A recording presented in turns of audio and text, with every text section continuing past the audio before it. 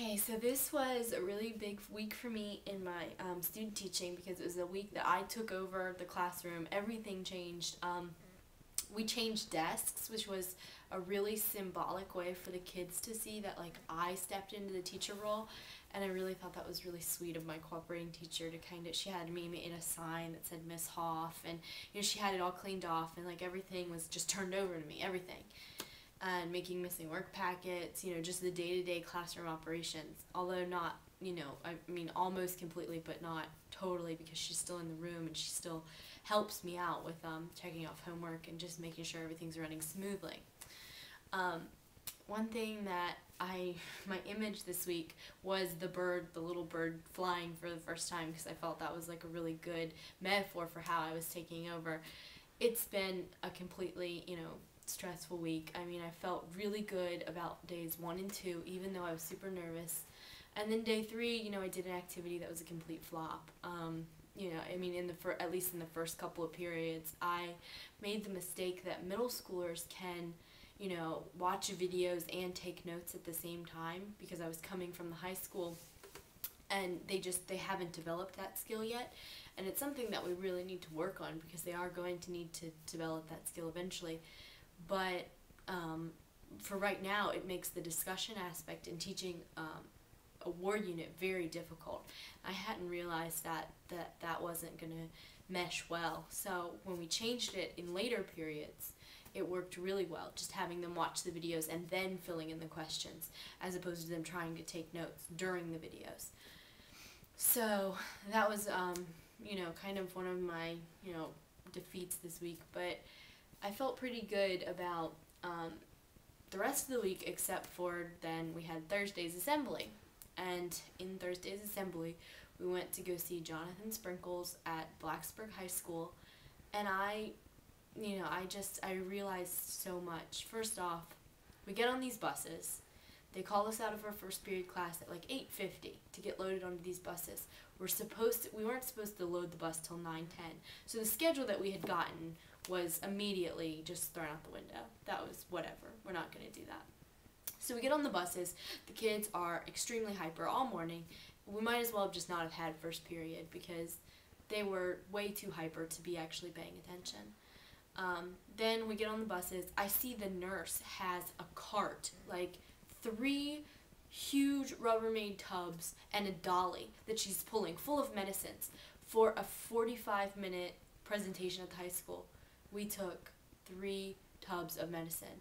And it was just, I don't know why that had never occurred to me, that you would have to do that. Of course, that makes sense. If you're taking the entire school, you're going to need all the medical supplies that you would potentially need at the school anyway.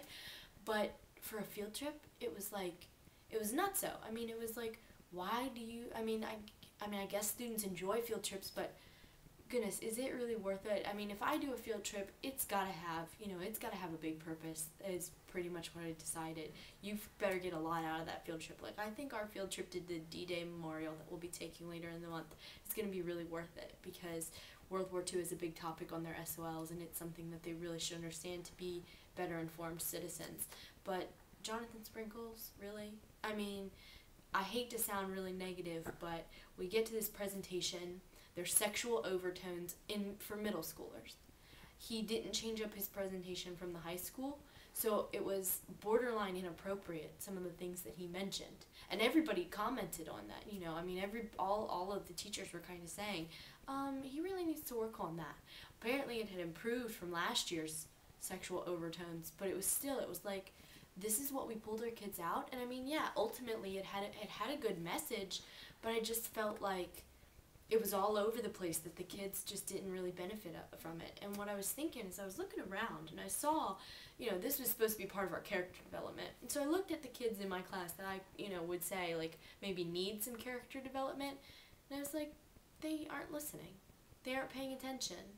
They're laughing at the presentation, and I tap them on the shoulder, they pay attention for 5 more seconds, and then they're goofing off some other ways. The kids that were paying attention are, the kids that don't really need to hear winning choices speech, because they already make winning choices. But hopefully it reached somebody in the audience, just not the kids that I was maybe sitting around. Maybe I just didn't notice. Maybe I was just cynical because I was missing so much class time. for whatever reason, I was not so much a fan of the presentation. Anyway, so then we got back to the school, and our schedule for the rest of the day was crazy. And now all 5 of my classes are in different places, and I'm going to have to work to catch first period up and slow 6th period down, and it's just going to be crazy. I mean, the way that I'm going to have to balance this out, and I've got to try to get it all together before spring break, because if they leave before we finish our topic, there's no way that I can represent it a week and a half later. It's going to be gone. It's going to be out of their heads. I'm already doing things to hook them back into the unit and hook them back into the lesson, and it's craziness. So student teaching is a lot of stress right now, and I'm hoping I can make it through. I need the spring break to kind of, level out where I am, but that was this week.